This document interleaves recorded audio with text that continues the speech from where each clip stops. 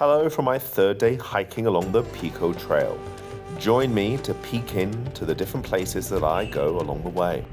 I started my day just before the end of stage 3, waking up in the Glenloch Tea Factory Hotel. Breakfast was advertised as a classic English breakfast, but what actually arrived was a bit different. 2 very peppery fried eggs served with equally peppery mixed vegetables, alongside 4 slices of toast with a generous, towering heap of butter.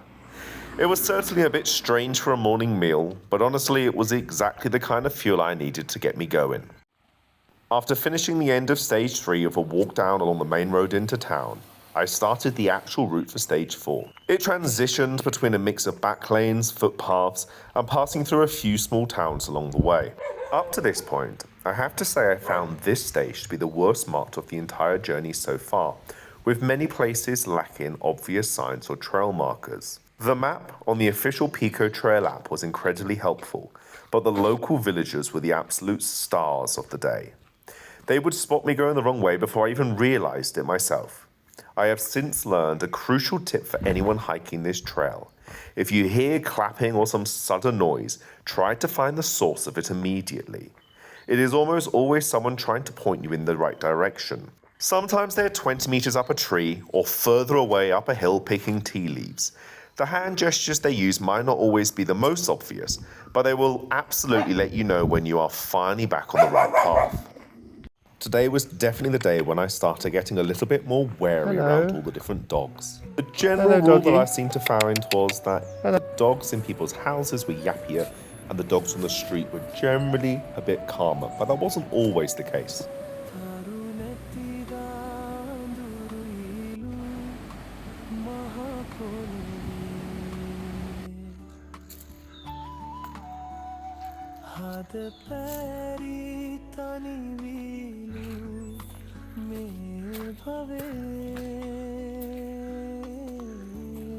Walking up through the grasses here, I was expecting to be covered with leeches and mites by the end of it.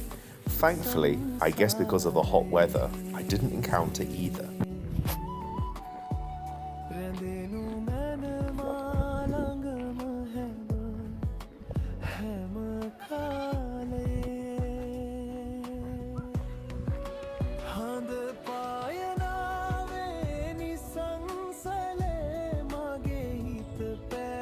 As I got here, I was a little bit worried that there'd been a recent landslide and that the route was going to be straight up.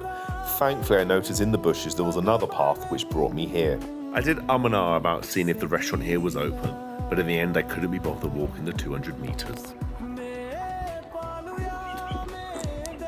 Towards the end of stage 4, you'll head through these distinct gates here that lead you up towards the hydro power station. The path is supposed to curve around on the right hand side, but partway round the trail completely vanished. I didn't fancy bushwhacking through dense brush or risking getting completely lost out there. So I decided to play it safe and use the combination of Komoot and Google Maps to navigate my way around on the main road. This detour probably added a couple extra kilometers onto what was already my longest day on the trail so far.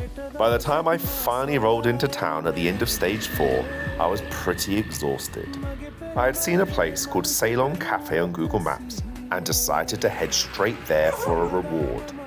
Unfortunately, they weren't serving hot meals by the time I arrived, so a hot cup of Nescafe coffee and 2 egg and potato samosas became the next best thing, followed up with an ice cream that gave me that final desperate burst of energy to keep moving forward.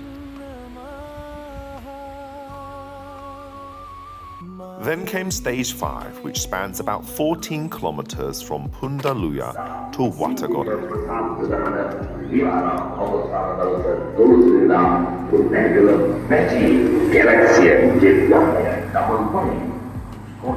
For me, stage 5 was mostly spent walking along small back roads, which made for a peaceful and pleasant enough journey. The convenience was great too, as you could easily pick up bottles of water or quick snacks from time to time from little shops along the way. Back lanes transitioned into tea-filled paths, and all of a sudden I was out on the small town where I would be staying for the night.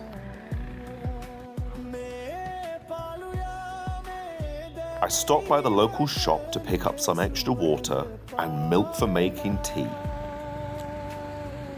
It was a short walk up the hill to Kithal Cottage. Upon arrival, I was warmly greeted by the caretaker, Ganga, and was introduced to the property over the phone by the incredibly friendly owner. I ordered both dinner and breakfast through them, and after a massive day of walking, I was incredibly happy just to sit down and tuck in. If you found this useful, give the video a like and subscribe to the Peking Guide.